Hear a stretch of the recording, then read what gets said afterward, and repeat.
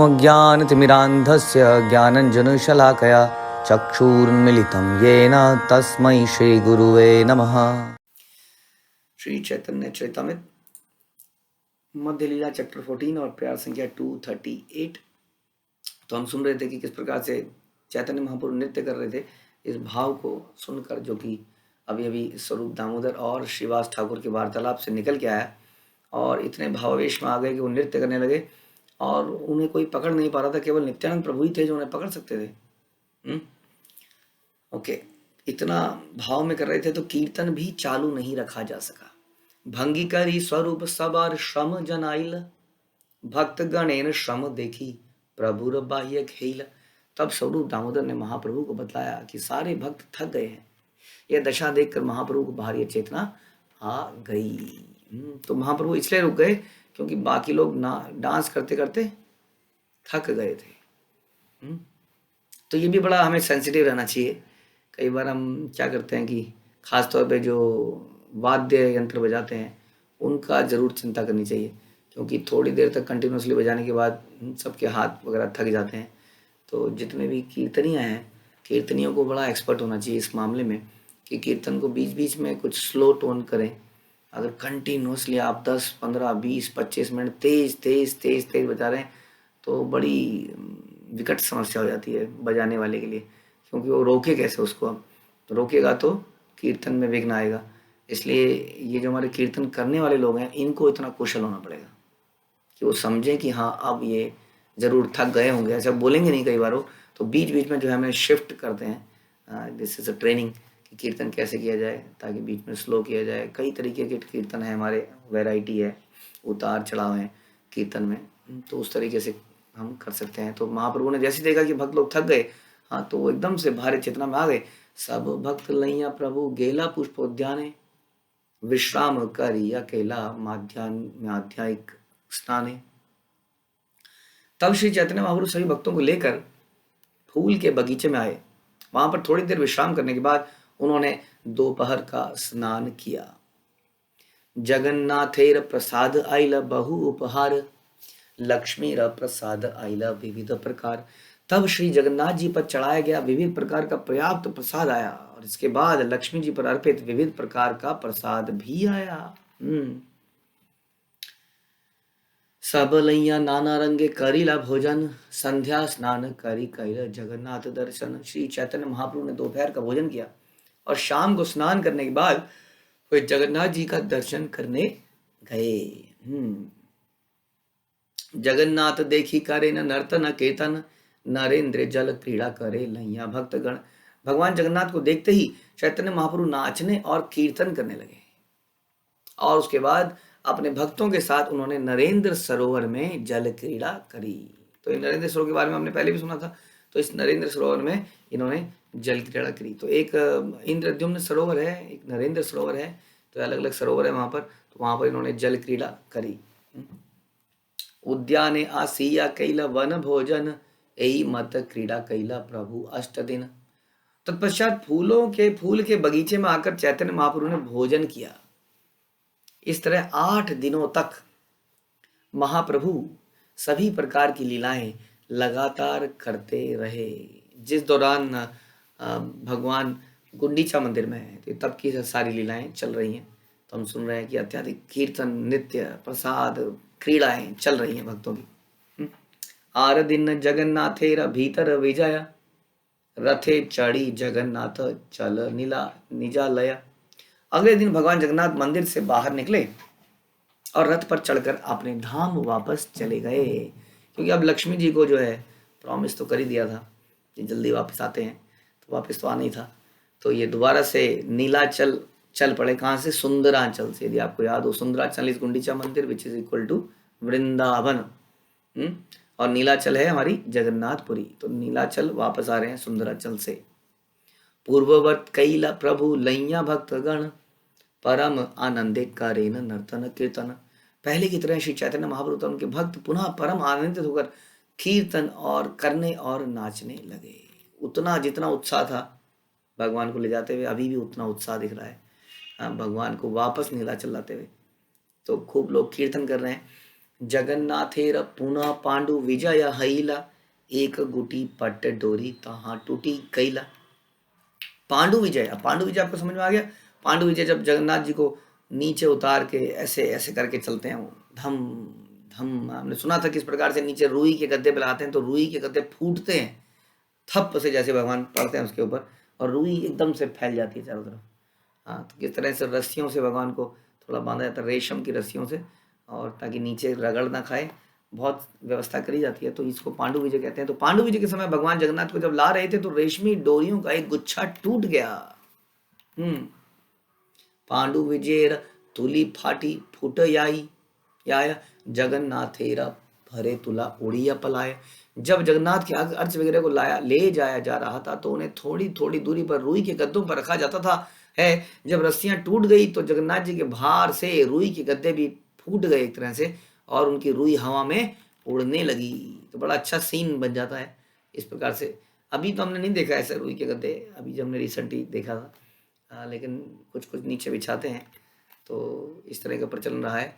तो रस्सी टूट गई तो एकदम से जगन्नाथ जी नीचे गिरे, तो इसी के लिए रुई के गद्दे बिछाए गए थे कि बाई चांस अगर नीचे टच होते हैं तो लगे ना उनके शरीर पे। तो वहाँ पे रुई के गद्दे क्या हो गए, फूट गए एकदम से।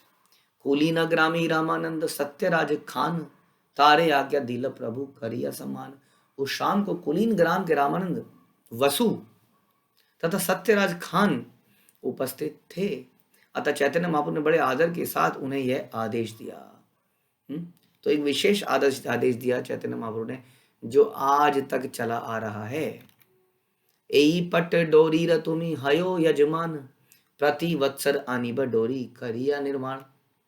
चैतन्य महाप्रभु ने रामानंद, वसु और सत्यराज खान, कौन सी जगह के हैं ये, कुलीन ग्राम के हैं, इन दोनों को एक आदेश दिया कि वह इन रस्सियों के पूजक बने और अपने गांव से प्रतिवर्ष रेशमी डोरियां लाया करें। तो क्या करें, उनका काम क्या बन गया, जगन्नाथ जी के लिए रेशमी डोरी लाना, जिसमें कि पांडु विजय उत्सव किया जाए।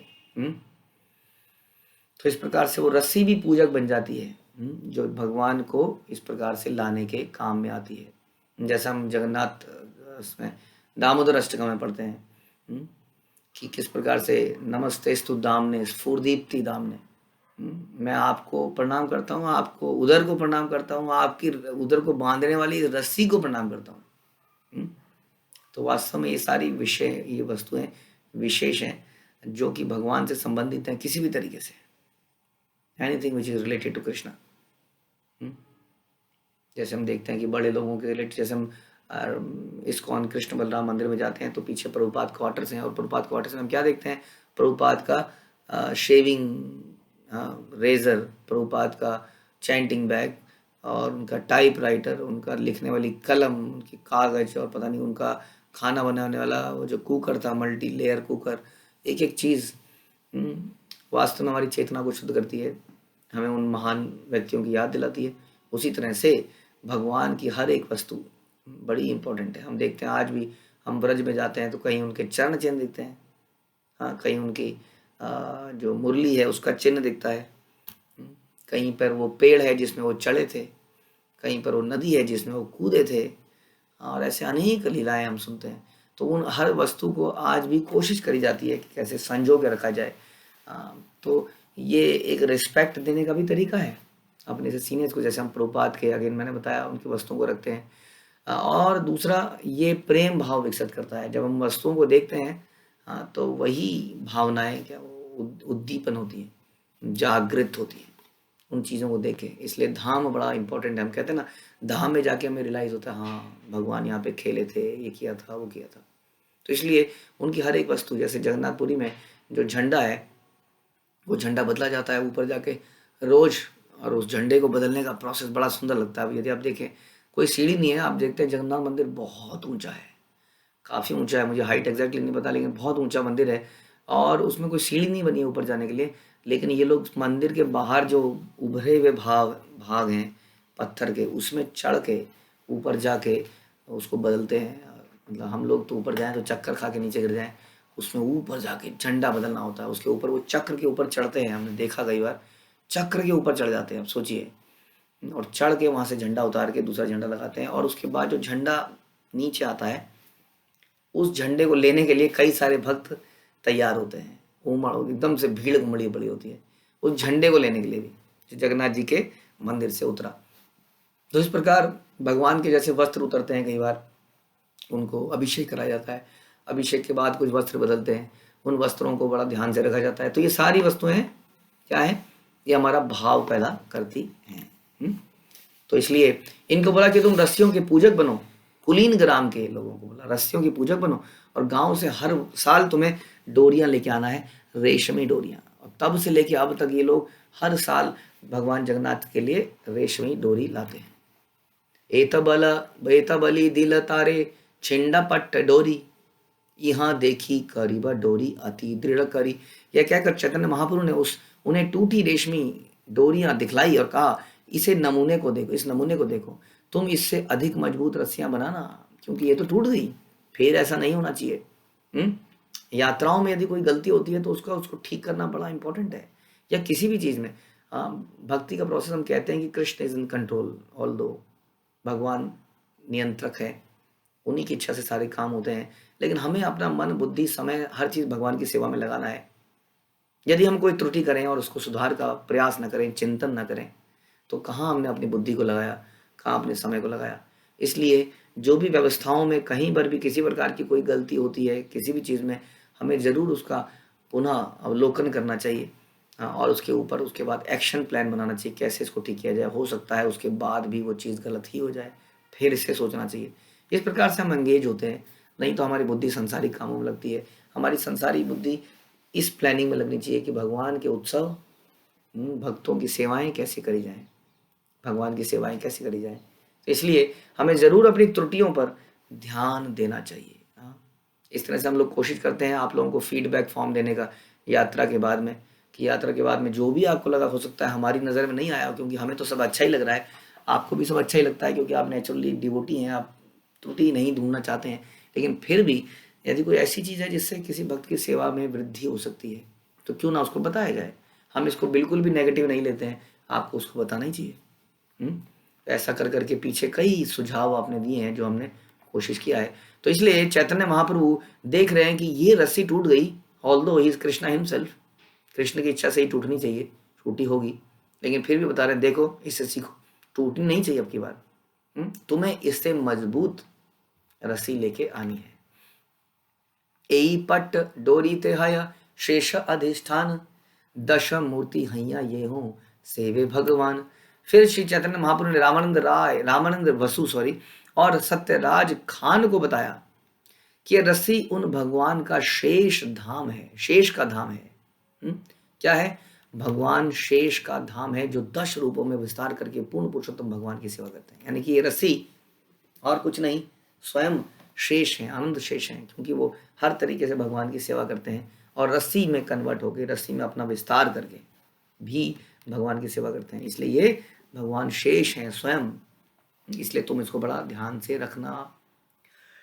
भाग्यवान सत्यराज वसु रामानंद, सेवा आज्ञा पाया हेला परम आनंद। महाप्रभु से सेवा करने का आदेश पाकर भाग्यशाली सत्यराज और रामानंद वसु परम प्रसन्न हुए।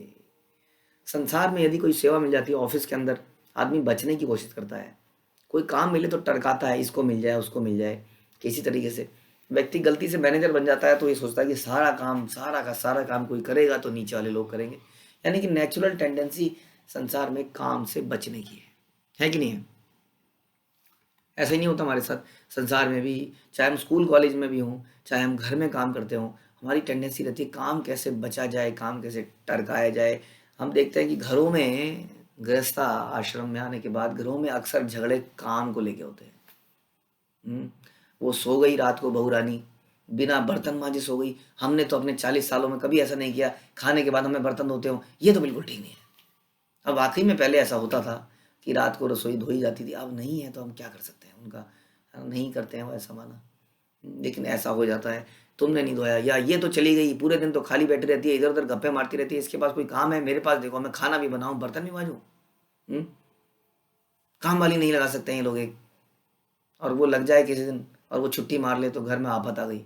हाँ, जानबूझ के बहू रानी या जो भी है सासू माँ ने सवेरे का दरवाजा नहीं खोला, हाँ तबीयत खराब है, नींद आ रही है, सवेरे 8-9 बजे तक, ताकि तब तक झाड़ू पोछा खाना बन जाए। मतलब बहुत सारी योजनाएं बनाई जाती हैं, बहुत सारे झगड़े होते हुए देखे हमने केवल काम को लेकर। हमारी चेतना वाकई में बहुत गिर गई है, गिर जाती है। यही है समाज में कैसे कम काम हो जाए। आराम आराम जो है ना, वो हमें सबसे बड़ा अब उपलब्धि लगती है। हाँ, और कईयों को लगता है काम अगर निपटा नहीं तो मैंने 4 धाम नहीं नहाए। काम अगर सवेरे का निपट गया तो 4 धाम नहाएंगे, माला क्यों नहीं हुई सवेरे, प्रभु जी झाड़ू भी करूंगी, पोंछा भी करूंगी, ये भी करूंगी, ये भी करूंगी, बर्तन भी धोंगी, कपड़े भी धोंगी, उसके बाद में ही माला करूंगी। यानी कि जीवन की सबसे बड़ी प्रायोरिटी क्या है, ये सारे कार्य करना, ऐसा देखा गया अक्सर। तो हम ये बता रहे थे किस प्रकार से सेवा जो है आध्यात्मिक जगत में व्यक्ति की इच्छा होती है और वो और अधिक सेवा लेना चाहता है, चाहे वो सेवा से कितना भी दबा क्यों ना हो। यदि हम सेवा से फ्रस्ट्रेट हो रहे हैं, इसका मतलब हम सही उचित भाव में नहीं है, ध्यान रखिए। यदि हम सेवा नहीं कर पा रहे हैं तो क्या करें, इतना काम है कि हम कर ही नहीं पा रहे हैं, तो अवश्य ही अपने सीनियर से बात करें कि प्रभु I am very excited, I am very delighted, I am feeling very grateful, मैं बहुत ही कृतज्ञ महसूस कर रहा हूँ कि आपने मुझे इतनी सेवाएं दी हैं, लेकिन मैं ये नहीं चाहता कि आपकी सेवा में सेवा अपराध करूँ, इसलिए ये 2 में से ये वाली सेवा करने में मुझे लगता है विलम्ब हो सकता है, क्वालिटी में प्रॉब्लम आ सकती है, तो हमें बता देना चाहिए। वो भी इस भाव से कि मैं नहीं चाहता कि मेरे से ले ली जाए, लेकिन क्योंकि मैं सेवा अपराध भी नहीं करना चाहता कि मैं ले भी लूँ और उसको करूँ भी ना, इसलिए क्या कर सकते हैं आप बताइए। तब हो सकता है वो सेवा आपसे ले लें, या हो सकता है आपको दूसरा तरीका बता दें, या हो सकता है आपको ये बताएं कि थोड़े दिन बाद कर लेना। लेकिन एक्साइटमेंट हमेशा रहती है सेवा करने के लिए। सेवा करने से जो बचता है वो तमोगुण में जा रहा है, आलस में जा रहा है वास्तव में। ध्यान रखिए, जब हमारे जीवन में सेवा नहीं होगी तो हमारे जीवन में माया आ जाएगी। इसलिए महाप्रभु से सेवा करने का आदेश पाकर भाग्यशाली सत्यराज और रामानंद वसु परम प्रसन्न हुए। प्रतिवत्सर गुंडी चाते भक्त गण संगे, पट्ट डोरी लैया ऐसे अति बड़ रंगे।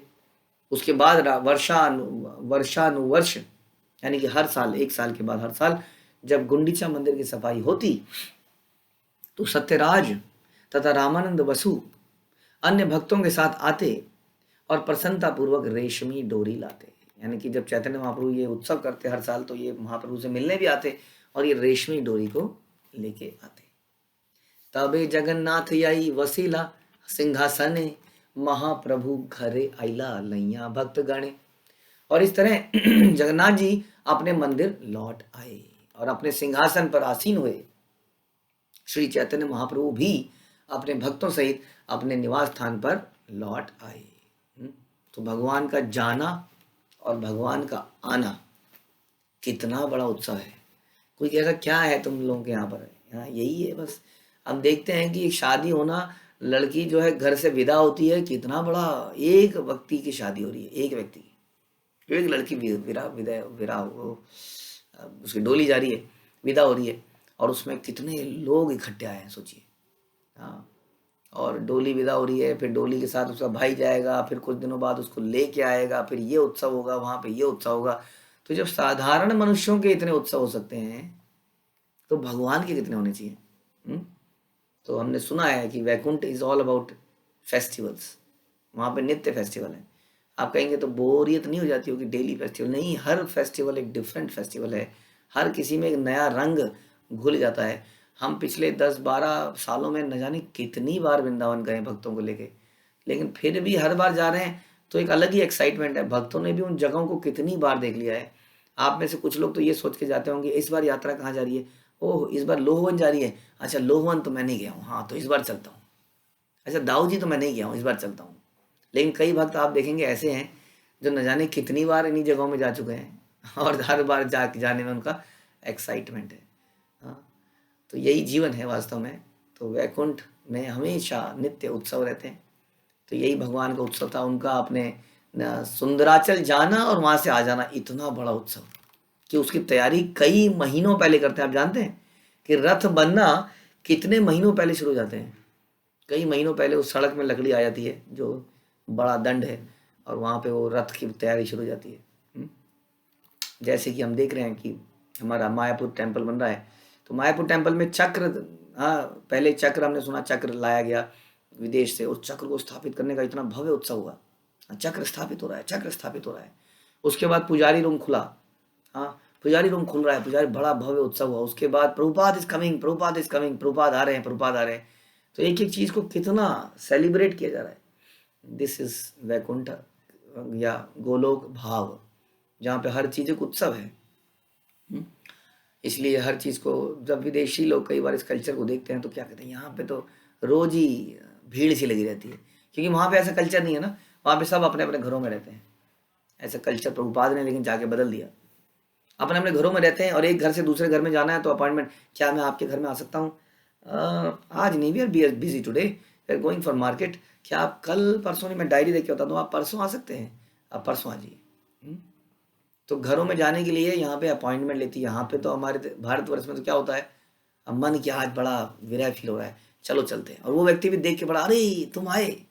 जब अपॉइंटमेंट के साथ आते हैं तो वो एक्साइटमेंट नहीं होती है ना, जब बिना अपॉइंटमेंट के कोई आता है तो कितनी एक्साइटमेंट होती है, ज़बरदस्त।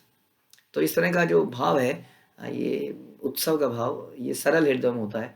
और जनरली आजकल तो ऐसा देखा गया, अरे घर में आ गया, इतनी सब्जी बनाई थी, इतनी रोटी बनाई थी, काम बढ़ जाएगा, अब बोलना पड़ेगा, काम वाली कहेगी कि तुम्हारे घर में रोज उत्सव आते, लोग आते रहते हैं, 2 व्यक्तियों का बोला था, 4 व्यक्ति खाते हैं, मैं तो काम नहीं करूँगी यहाँ पर। वो उसकी भी टेंशन है एक, कि कोई आ जाएगा तो क्या करेंगे हम, तो मतलब बहुत सारे टेंशन हमारे जीवन में हैं, जिस कारण से हम कभी भी एक्साइटमेंट में हो ही नहीं पाते हैं। कोई आता है तो टेंशन बढ़ जाती है, क्योंकि बड़ी औपचारिकताएं हैं। यदि आने वाले का ठीक तरीके से 10 आइटम नहीं बनाई तो क्या बोलेगा, बेइज्जती करेगा, मेरे बारे में क्या सोचेगा, इसको यही आता है बस। तो मान सम्मान, है ना, ये हमारे अंदर क्या ना, ईर्ष्या, ये सब ऐसी चीजें हैं जो हमें कभी प्रसन्न चित्त नहीं रहने देती। हम इसलिए बोलते हैं कि बच्चे इसलिए एक्साइटेड होते हैं, छोटा सा भी उत्सव हो, बच्चे कितने एक्साइटेड होते हैं। जैसे हम लोग धाम में गए थे अभी, हमारे बच्चे न जाने कितनी बार गए होंगे, फिर भी हम कह रहे थे कि अब हम यहाँ जाएंगे, प्रभु जी हम यहाँ जा रहे हैं ना, प्रभु जी हम कालियादा जा रहे हैं, कालियादा जा रहे हैं, ओह एक्साइटमेंट। प्रभु जी हम यमुना जी पे जा रहे हैं, यमुना जी पे जा रहे हैं, जहाँ पे भी जा रहे हैं तो उनकी एक्साइटमेंट ज़बरदस्त थी। तो कहा हमने, हाँ कालियादा, हाँ देखा हुआ है, देखा हुआ है। तो ये जो सरल हृदय है उसी में ऐसा हो पाता है। तो यहाँ जो चैतन्य चरितामृत हम सुन रहे हैं, उसमें बड़ा नॉर्मल सा चीज़ है, देखा जाए तो भगवान रथ में बिठाया, उधर ले गए, उधर से वापस ले आए, लेकिन उसमें इतना यहाँ पर उत्सव हो रहा है। यही मत भक्त गण यात्रा देखाइला, भक्त गण लैया वृंदावन कैली कैला। इस तरह चैतन्य महाप्रभु ने अपने भक्तों को रथ यात्रा उत्सव दिखलाया और उनके साथ वृंदावन लीला संपन्न करी। चैतन्य गोसाई लीला अनंत अपार, सहस्त्र वदन यार नहीं पाय पार। श्री चैतन्य महाप्रभु की लीलाएं अनंत हैं, अपार हैं, यहाँ तक कि सहस्त्र वदन शेषनाग भी उनकी लीलाओं को का पार नहीं पा सकते। शेषनाग भी, जो कि स्वयं भगवान की एक्सटेंशन है, वो भी कह रहे हैं कि समझ नहीं सकते, क्योंकि भगवान नित्य इतनी लीलाएं कर देते हैं कि वो भी इस बात को बता ही नहीं पाते हैं, इतनी लीलाएं और हो जाती हैं। श्री रूप रघुनाथ पदे या राश, चैतन्य चरितामृत कहे कृष्णदास। श्री रूप और रघुनाथ के चरण कमलों पर प्रार्थना करते हुए तथा उनकी कृपा की सदा कामना करते हुए मैं कृष्णदास उन्हीं के चरण चिन्हों का अनुसरण करते हुए श्री चैतन्य चरितामृत कह रहा हूँ। तो इस प्रकार से आप सबके सहयोग से हमने 14वां अध्याय समाप्त किया है। प्रार्थना ये है कि हमारे हृदय में उतरे और हमारे हृदय को शुद्ध कर पाए। कृष्णदास कविराज, उनसे भी ये प्रार्थना है। आप लोग अभी अभी राधा दामोदर मंदिर भी गए थे, जहाँ पे आपने उनके पूजित विग्रह को देखा और उनका समाधि को भी देखा। तो किस प्रकार से हमारे हृदय में प्रार्थना का भाव होना चाहिए सारे वैष्णव के लिए जिन्होंने हमें ग्रंथ दिए। तो इस प्रकार से ये 14वां अध्याय, जिसका शीर्षक था वृंदावन पास टाइम्स, जो भगवान ने करे। भगवान ने मुख्यतः यहाँ पे क्या दिखाया, कैसे वृंदावन में गोपियों का भाव है जब भगवान को लेके जाती हैं, कैसे लक्ष्मी जी का भाव है। तो इस तरह से हम लोग बहुत जल्दी कुछ समय के बाद में हम कोशिश करेंगे, या पूरी चैतन्य चरितामृत के बाद कोशिश करेंगे कि जैसे समरी हम लोग श्रीमद् भागवतम में करते हैं, गीता में करते हैं, उसी प्रकार की समराइजेशन हम इसमें भी करें। लेकिन मुझे लगता है पहले इसको समाप्ति कर देते हैं एक बार, उसके बाद फिर से शुरू करेंगे। फिर हमने चैतन्य मंगल भी करना है, तो भक्त लोग किताबें पुस्तकें लिखते रहे महाप्रभु की लीलाओं पे, और हम लोग उसको पढ़ते रहें, ये हमारा जीवन होना चाहिए। तो हम अगले अध्याय में चलते हैं, अध्याय 15। महाप्रभु द्वारा सार्वभौम भट्टाचार्य के घर पर प्रसाद स्वीकार करना। देखिए चैप्टरों के नाम ही ऐसे हैं। क्या है? प्रसाद स्वीकार करना क्योंकि उस लीलाओं के अंदर this is the observation skill. ऐसा मैंने कुछ दिन पहले हमारे गुरुकुल के टीचर्स और हमें यात्रा में भी अभी बताया लोगों को कि श्रील प्रभुपाद कहते थे कि जितने भी जूनियर्स हैं उनको सीनियर्स के साथ में रखा जाए, यही सबसे बड़ी ट्रेनिंग है। इसलिए हमने इस बार ऐसी प्लानिंग करी कि बच्चे हमारे बड़ों के साथ रहें। तो केवल ऑब्जर्व करने से व्यक्ति सीखता है, लेकिन उसकी ऑब्जर्वेशन पावर बड़ी सूक्ष्म होनी चाहिए। उसको बड़ी सूक्ष्मता से देखना चाहिए कि हमारे सीनियर भक्त छोटी छोटी घटनाओं पे कैसे रिएक्ट करते हैं, कैसे बोलते हैं, क्या करते हैं। हाँ, इन छोटी छोटी घटनाओं को जब हम ऑब्जर्व करेंगे तो देखना उससे ज़्यादा हमें लर्निंग मिलती है लाइफ की। इसलिए छोटी छोटी घटनाएं बताइए। उनके घर में प्रसाद पाना, नहीं तो क्या, इसमें क्या फिलॉसफी है। लेकिन प्रसाद पाने में जो छोटी छोटी घटनाएं घटेंगी, हाँ, किस प्रकार वो बैठेंगे, किस प्रकार पाएंगे, किस प्रकार परोसेंगे, किस प्रकार बाकी लोग करेंगे, कैसे कीर्तन होगा, क्या बोलेंगे, उसके बाद क्या करेंगे, उससे पहले क्या करेंगे, इतनी ऑब्जर्वेशन। तो हम जब जीते हैं, हम लोग खासतौर पे जब हम साथ में होते हैं, हम लोग आज की डेट में तो साथ में केवल यात्राओं में होते हैं, थोड़ा ऐसा माहौल हो गया। हम जल्दी कोशिश करेंगे कि हमारी फिजिकल क्लासेस भी हो पाएँ। लेकिन अभी क्या होता है कि हम लोग, और फिजिकल क्लास में भी क्लास होती है, समाप्त हो जाती है। यदि कोई उत्सव हो या कोई यात्रा हो तो उसमें क्लोजली मॉनिटर करने का, ऑब्जर्व करने का, पॉजिटिव, ध्यान रखिए गुणों को ऑब्जर्व करना है। जब हम साथ में यात्राएं करते हैं, ये सब करते हैं, तो कई अवगुण भी ऑब्जर्व हो जाते हैं। अब वो नहीं करना है हमें। हमें बिल्कुल अच्छी चीज़ों को ऑब्जर्व करना है, और उससे व्यक्ति बहुत सीखता है। जैसे मैंने बोला कि हमारे भक्त हैं, सीनियर भक्त हैं, वो कैसे कैसे रिएक्ट करते हैं हर चीज़ में, उसी तरह से हमें चैतन्य चरितामृत को समझना है कि छोटी छोटी घटनाओं में क्या सीख है, जो कि आप लोग भी, हम लोग जब प्रश्न उत्तर करते हैं या रियलाइजेशन करते हैं तो आप लोग अपना बताते हैं। आप लोग भी जरूर बताया कीजिए, जितना समय की उपलब्धि हो उसके अनुसार, उससे बाकियों को लाभ होता है। तो सार्वभौम गृहे भुंजनस्व निंदकम मोदकम अंगीकुर्वन् स्फुटाम चक्रे गौर स्वाम भक्त वश्यताम। जब चैतन्य महाप्रभु सार्वभौम के घर पर प्रसाद ग्रहण कर रहे थे, तब अमोघ ने उनकी आलोचना करी। ये बड़ी इंपॉर्टेंट घटना, देखिए इस घटना से एक और घटना निकलेगी। अमोघ ने उनकी आलोचना करी। फिर भी महाप्रभु ने अमोघ को स्वीकार करके दिखाया कि वे कैसे अपने भक्तों के प्रति कितने कृतज्ञ हैं। इसको हम डिटेल में सुनेंगे कि एग्जैक्टली हुआ क्या था। कोई भगवान की निंदा कैसे कर सकता है? ऐसा कैसे हो सकता है कि भगवान को में भी कोई दोष देख ले? Yes, this is true. जो व्यक्ति आज भक्तों में दोष देखता है, ये बिल्कुल 100% श्योर है कि वो एक दिन गुरु में दोष देखेगा, और ये 100% श्योर है कि वो व्यक्ति भगवान में दोष देखेगा, भगवान को आलोचना करेगा। मेरे साथ ऐसा क्यों होता है? उसके विश्वास में, भगवान के प्रति जो हमारा दृढ़ विश्वास, सरेंडर होना चाहिए, उसमें कमी आएगी। तो आलोचक, इतना नुकसान है इस चीज का, जो हम इस अध्याय में सुनेंगे। जय जय श्री चैतन्य जयो नित्यानंद, जय अद्वैत चंद्र जया गौर भक्त वृंद। चैतन्य महाप्रभु की जय हो, नित्यानंद प्रभु की जय हो, अद्वैत चंद्र की जय हो, चैतन्य महाप्रभु के समस्त भक्तों की जय हो। जय श्री चैतन्य चरितामृत श्रोता गण, चैतन्य चरितामृत यान प्राण धन। श्री चैतन्य चरितामृत के श्रोताओं की जय हो, जिन्होंने इसे अपना प्राण और आत्मा मान रखा है। केवल उन्हीं श्रोताओं की जय हुई है, ध्यान रखिए। आप सोचेंगे कि मेरी भी जय होगी।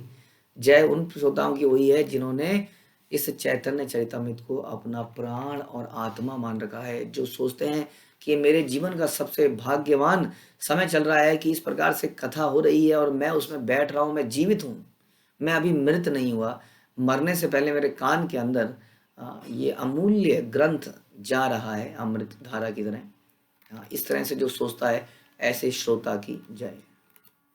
एई मत महाप्रभु भक्तगण संगे, नीला चल रही करे नित्य गीत रंगे। चैतन्य महाप्रभु जगन्नाथपुरी में रहते हुए अपने भक्तों के साथ निरंतर कीर्तन और नर्तन का आनंद ले रहे थे। और हम बड़े प्रसन्न हैं, इस बार की यात्रा में आप लोगों ने चैतन्य चरितामृत से उपदेश लेकर, प्रेरणा लेकर डांस करने की अलग अलग टीम बनाई और उन्होंने खूब नृत्य किया। अगली बार आपसे ये इच्छा है कि डांसिंग टीम के कुछ लोग उठते नहीं हैं शर्मा शर्मी में, उन्हें उठाना पड़ता है, और कुछ डांसिंग टीम के लोग जो है डांस करते ही रहते हैं, उनकी टीम का नंबर भी खत्म हो जाता है, वो इतने एक्साइटेड होते हैं। तो हमारे कुछ वरिष्ठ भक्तों ने भी नृत्य किया, हम देख के बड़ी प्रसन्नता हुई। जो उम्र में काफ़ी बड़े थे, उन्होंने भी एक बच्चे की तरह नृत्य किया। तो यही जीवन है चैतन्य महाप्रभु का जो हम पढ़ रहे हैं। प्रथमावसरे जगन्नाथ दर्शन, नित्य गीत करे दंड परिणाम स्तवन। दिन आरंभ होते ही चैतन्य महाप्रभु ने मंदिर में भगवान जगन्नाथ के अर्च विग्रहों के दर्शन किए, उन्हें नमस्कार किया, उनकी स्तुति करी और उनके समक्ष नाचा गाया। तो ऐसे ही हमारे दिन की शुरुआत होनी चाहिए। आज भी मेरे को कई सारे भक्त जो थोड़ा पब्लिकली भेजने में शर्मा रहे हैं, वो अपना नृत्य पर्सनली भेज रहे हैं, और कई भक्त तो पब्लिकली भेज रहे हैं, जिनके घरों में सवेरे आरतियां हो रही हैं तो परिवार के सारे लोग आरती कर रहे हैं और नृत्य कर रहे हैं, दिन में कर रहे हैं, शाम को कर रहे हैं। तो ये हमारे जीवन का पार्ट होना चाहिए। जैसे मैंने बताया था, a family which praise together stage together. जो एक साथ प्रेयर करती है, नृत्य करना प्रेयर का पार्ट है, समझ लीजिए। This dancing is not for self enjoyment. ये हम इसलिए करते हैं, किस लिए करते हैं? हमें पता है कि हमारे डांस में कोई प्रसन्न हो नहीं पाएगा क्योंकि हमें आता ही नहीं करना, लेकिन जब भगवान देखेंगे हंसेंगे, क्या ऊट पटांग तरीके से टांग उठा रहा है। तो भक्त लोग जब इस बार नृत्य कर रहे थे तो कई लोग बड़े हंस रहे थे जोर जोर से, क्योंकि उन्हें आता ही नहीं था डांस करना, और फिर भी कर रहे थे। सोच रही भगवान को कैसे हंसी आएगी। तो हम लोग भगवान के लिए कम से कम नृत्य करें, उन्हीं की प्रसन्नता के लिए नृत्य करते हैं। तो हमारा दिन की शुरुआत ऐसी होनी चाहिए जैसे चैतन्य महाप्रभु की हुई, कीर्तन नृत्य आरती से हमारी शुरुआत होनी चाहिए। उपल भोग लागिल करे बाहिर विजय, हरिदासे मिली ऐसे आपन निलया।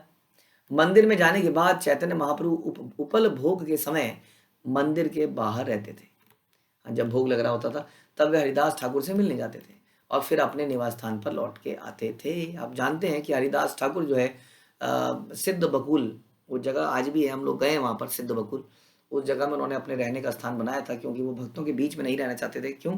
क्योंकि वो बहुत ही शूद्र मानते थे, मुस्लिम फैमिली में पैदा हो गए थे या पले बड़े थे, तो उन्हें लगता था कि मैं बहुत ही शूद्र हूँ, मुझे कोई टच करेगा तो लेकिन ऐसा नहीं है, फिर भी वो प्रचार कार्य करते थे, कई कार्य करते थे, लेकिन थोड़ा अच्छा सोचते थे कि मंदिर के पुजारी मेरे को देख लेंगे सवेरे सवेरे तो अस्पृश्य हो जाएंगे, मतलब कंटामिनेटेड हो जाएंगे।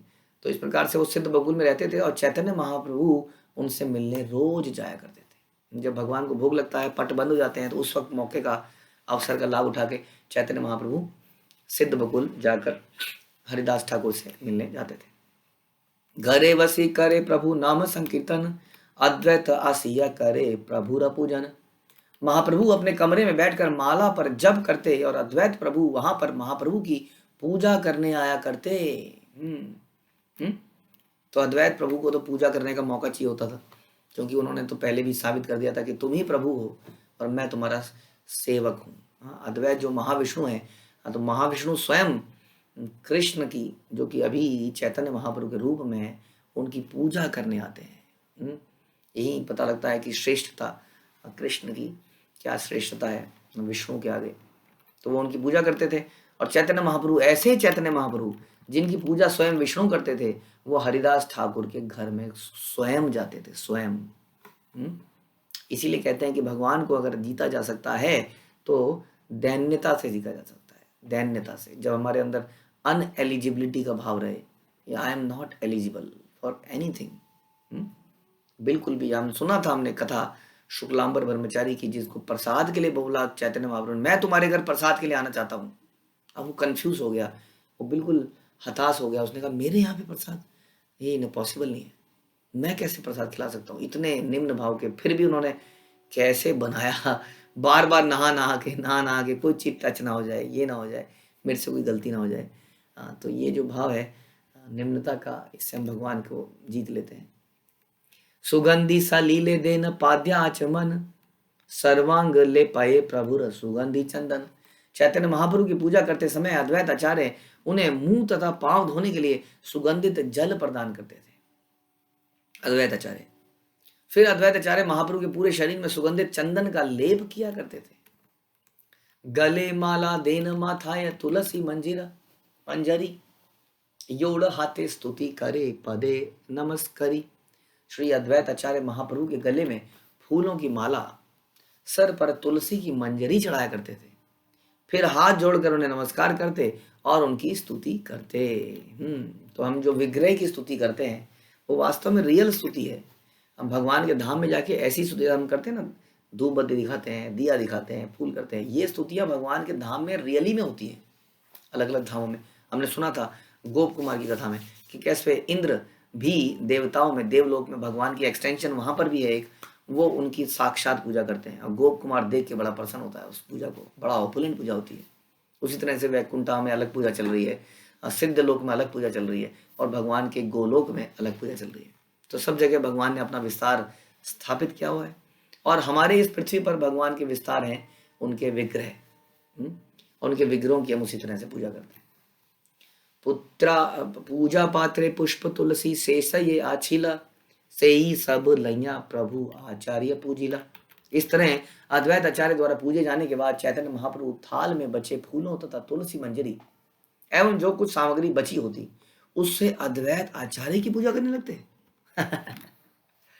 तो जो सामान उसमें बच गया वो उससे उनकी पूजा करने लगते। और अद्वैत आचार्य अक्सर क्या होता था कि अब दो कारण है, एक तो बूढ़े थे, दिखते थे बूढ़े, वैसे तो महाविष्णु थे, और चैतन्य महाप्रभु स्वयं विश्वम्भर, वो उनको पकड़ के ऐसे दबोच लेते थे जैसे शेर जो है बकरी को दबोच ले, और अद्वैत आचार्य कुछ नहीं कर पाते थे।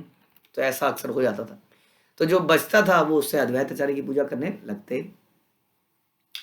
यो असी सो असी नमोस्ते ते यही मंत्र पढ़े, मुखवाद्य करी प्रभु हासाय आचार्य रे। यो असी सो असी नमो अस्तु ते। श्री चैतन्य महाप्रभु कहते आप जैसे भी हो यो असी सो असी, लेकिन मैं आपको नमस्कार करता हूं। इस मंत्र का उच्चारण करके अद्वैत आचार्य की पूजा करते। इसके अतिरिक्त महाप्रभु अपने मुंह के भीतर कुछ ध्वनि करते जिससे अद्वैत आचार्य को हंसी आ जाती। कोई ऐसी ध्वनि करते जो कि ऐसा लगता है कि कृष्णदास कविराज भी नहीं समझ पाए या रघुनाथ दास गोस्वामी भी नहीं समझ पाए, कुछ तो सीक्रेट रहेगा ही। दोनों अवतार हैं भगवान, दोनों भगवान आपस में बात कर रहे हैं। अब भगवान जैसे कई बार क्या होता है कि हम लोग बैठे हैं यहाँ पर, अब माना हम उत्तराखंड गए हैं, अब सारे हिंदी भाषी पहले, अब हमें कुछ सीक्रेट बातें करनी है तो हम अपनी पहाड़ी लैंग्वेज में बोलना शुरू कर देंगे, कोई अपनी बंगाली लैंग्वेज में बोलना शुरू कर देगा। अब वो बैठे हैं बेचारे देख रहे हैं क्या बोल गया पता नहीं। अक्सर ऐसा लोग करते हैं, ऑल्दो ऐसा करने हमें अवॉइड करना चाहिए शिष्टाचार के माध्यम से, क्योंकि जनरली संसार में व्यक्ति को लगता है कि मेरी बुराई हो रही होगी तभी तो ऐसे बोल रहे हैं। एक नेचुरल टेंडेंसी है, मैंने देखा है, सास बहू में भी देखा है। अगर सास किसी अपनी फ्रेंड से बात कर रही है तो बहू सोचे कि डेफिनेटली मेरी बुराई कर रही है, या उसका उल्टा। हाँ, तो बड़े झगड़े इसी बात पे हो जाते हैं, बात कुछ थी नहीं, पता नहीं क्या करती रहती है, मेरी बुराई करती रहती है पूरे दिन। आपने सुना नहीं, यही कर रही होगी और क्या कर रही होगी। तो इसलिए जनरली हमें ऐसा करना नहीं चाहिए। जब दो लोग बैठे हों तो तीसरे खुसर पुसर ना करें और अपनी लोकल लैंग्वेज में बात नहीं करनी चाहिए, उसी लैंग्वेज में बात करें जिसमें सब जानते हैं। लेकिन यहाँ पर भगवान के अवतार आपस में बात कर रहे हैं, साक्षात भगवान महाविष्णु और कृष्ण बात कर रहे हैं, तो कुछ तो सीक्रेट उन्हें रखना भी था। तो कुछ कुछ बुदबुदा के बोल दिया, हो सकता है कोई गाली दे दी हो प्रेम से। तो अद्वैत आचार्य सुनकर खुश हो रहे हैं, बड़े हंस रहे हैं, उनको एकदम से हंसी आ गई। यही मत अन्योन्य करे न नमस्कार, प्रभु अन्य मंत्रण करे आचार्य बार बार। इस तरह अद्वैत आचार्य और चैतन्य महाप्रभु एक दूसरे को सादर नमस्कार करते। यानी कि चैतन्य महाप्रभु अपनी पूजा को इसलिए स्वीकार कर लेते थे क्योंकि उन्हें भी पूजा करने का एक अवसर मिल जाता था। तब अद्वैत आचार्य चैतन्य महाप्रभु को बारंबार अपने यहाँ आने का निमंत्रण देते, आओ आओ मैं भी तो किसी की पूजा करूंगा। जैसे कि भगवान राम ने शिव जी की शिवलिंग की पूजा करी थी रामेश्वर में, राम ही जिनके ईश्वर हैं ऐसे रामेश्वर में, लेकिन लोग उनसे कंफ्यूज हो गए कि देखो जी शिव भगवान है, शिव की पूजा कर रहे हैं भगवान राम। तो हम एक्सेप्शन को देखते हैं, हम जनरल लोग देखते नहीं कि क्या फिलॉसफी है, क्या शास्त्र कहते हैं, भगवान की पूजा हमेशा किसने करी। हाँ, एक बार यदि भगवान भक्त की सेवा कर देते हैं तो कंफ्यूज होने की जरूरत नहीं है, क्योंकि भगवान भी भक्त की सेवा करना चाहते हैं। भगवान ने सुदामा के पैर धोए, नारद मुनि के पैर धोए, इसका मतलब ये नहीं कि वो पूजनीय, वो उनके पूजनीय बन गए, लेकिन भगवान भक्त वत्सल हैं, वो भक्त को प्रेम करते हैं, सेवा करना चाहते हैं। इसी तरह से हम देखते हैं हमारी परंपरा में हमारे सीनियर भक्त जो है जूनियर भक्तों की सेवा करने को आतुर हैं। बल्कि अक्सर ऐसा देखा गया है यात्राओं में, उत्सवों में पुराने भक्त सेवा कर रहे होते हैं, क्योंकि नयों के अंदर भी वो भाव नहीं होता है, इसलिए नए भाव भक्त जो है ग्रहण कर रहे होते हैं सेवा। और पुराने भक्त सेवा कर रहे होते हैं। And this is okay, this is very good. आचार्य निमंत्रण आचार्य कथन विस्तारी वड़ी आछेन दास वृंदावन। श्री अद्वैत आचार्य का निमंत्रण दूसरी अद्भुत कथा है। इसका विस्तृत स्पष्ट वर्णन वृंदावन दास ठाकुर ने किया है चैतन्य मंगल में, चैतन्य भागवत में, और हमने इसको सुना है। क्योंकि हमने इसको सुना है, इसको हम दोबारा नहीं करेंगे, या ये कहिए क्योंकि इसको लिखा जा चुका है, इसलिए कृष्णदास गोस्वामी इसको दोबारा नहीं लिखेंगे। पुनरुक्ति हया तहा न केलु वर्णन आर भक्त गण करे प्रभु न निमंत्रण। चूंकि अद्वैत आचार्य के निमंत्रण का वर्णन श्री वृंदावन ठाकुर कर चुके हैं, वृंदावन दास ठाकुर, अतः मैं इस कथा को दोबारा से नहीं दोहराऊंगा, किंतु मैं यह कहूंगा कि अन्य भक्तों ने भी महाप्रभु को निमंत्रण दिए, और इस प्रकार से निमंत्रण का यह अवसर चलता रहा। जिसको बुलाया, जो किसी को बुलाता है, हमने ऐसा देखा है, उसको ज्यादा आनंद मिलता है। ऐसा तो हमने महसूस किया, जब हम किसी को सेवा करते हैं तो हमें ज्यादा आनंद महसूस होता है। जिसको बुलाया जा रहा है, अब जिसको डेली बुलाया जा रहा है, चैतन्य महाप्रभु तो फिर भी भगवान है, लेकिन जिसको डेली बुलाया जाए तो कैसे तो खाएगा, कैसे पचाएगा। उसको रोज जाना भी है, और उसको है ना, उसकी ताकि सामने वाले को बुरा ना लग जाए। तो एक्चुअली में बुलाने वाले को, सेवा करने वाले को ज़्यादा आनंद मिलता है। लेकिन सांसारिक दृष्टि से लोग क्या कहते हैं, अरे इनके तो बड़े मजे हैं, रोज पार्टी हो रही है। तो भक्तों की दुनिया अलग ही है, यहाँ पार्टी देने वाले को ज़्यादा आनंद आता है। जितने भाव से वो लोग बनाते हैं, खिलाते हैं, वो अद्भुत है। और यही भाव यहाँ पर चैतन्य महाप्रभु के भक्तों में दिख रहा है, जो नित्य निमंत्रण उनको देते रहते थे। और निमंत्रणों में क्या क्या घटनाएं घटी, इसको हम आगे सुनते रहेंगे। श्री चैतन्य चरितामृत की जय, श्रील प्रभुपाद की जय, श्री कृष्णदास कविराज की जय।